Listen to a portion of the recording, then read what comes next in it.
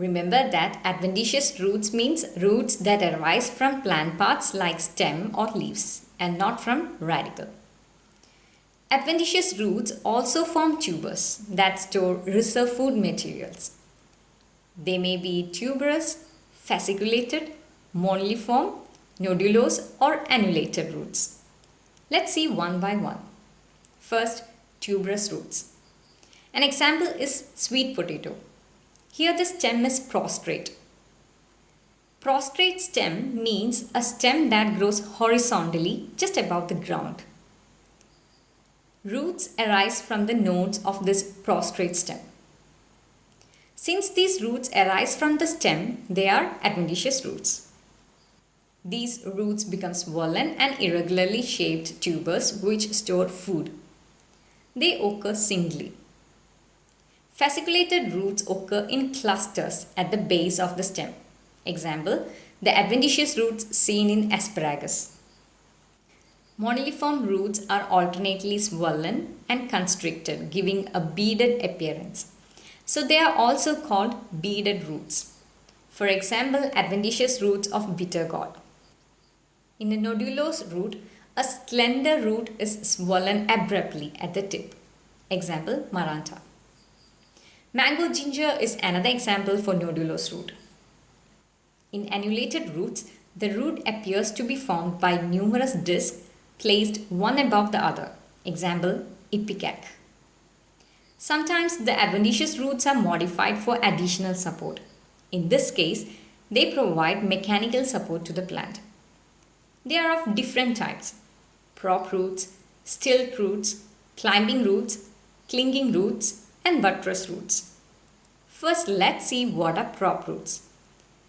If you have seen a banyan tree, you might have noted its hanging structures. They are adventitious roots called prop roots. Prop roots arise from the aerial branches and grow vertically downwards. When they reach the soil, these roots grow thicker like pillars and support the aerial branches of the tree. So they are also called pillar roots. On the other hand, stilt roots are aerial adventitious roots that grow obliquely downwards from the basal nodes of the stem, as you can see in this maize plant. I hope you got the main difference between prop roots and stilt roots. Prop roots arise from the aerial branches, whereas stilt roots arise from the basal nodes of the stem. Climbing roots are aerial roots that help plants with weaker stems to climb on a support. Example, the aerial roots of money plant. Clinging roots fix epiphytes on the bark of the supporting tree, as you can see in this orchid plant. Buttress roots are the tree roots that extend above ground as a plate-like outgrowth of the trunk supporting the tree. They are mainly found in trees of tropical rainforests. They prevent the tree from falling over.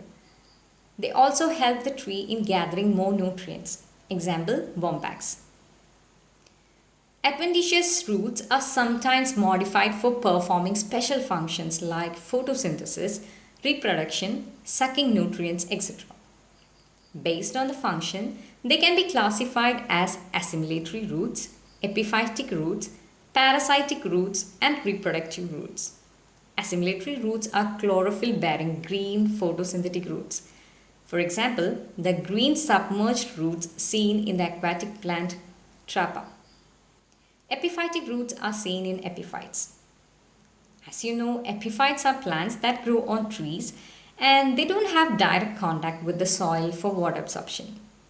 So, from where do they get water and how?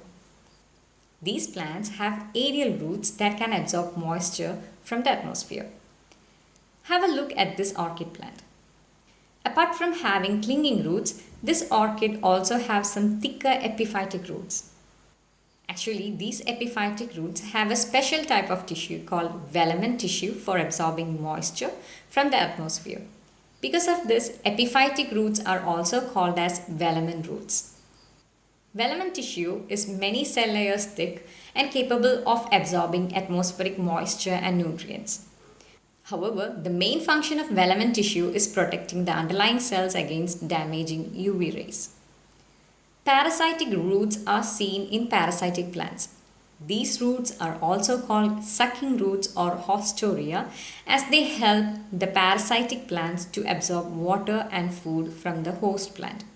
Example, haustoria of the dodder plant. These haustoria will enter the stem of the host plant and absorb water and all required nutrients. The dodder may kill the host plant finally. Reproductive roots are adventitious roots that develop adventitious buds which grow into new plants under favorable conditions. Example, sweet potato.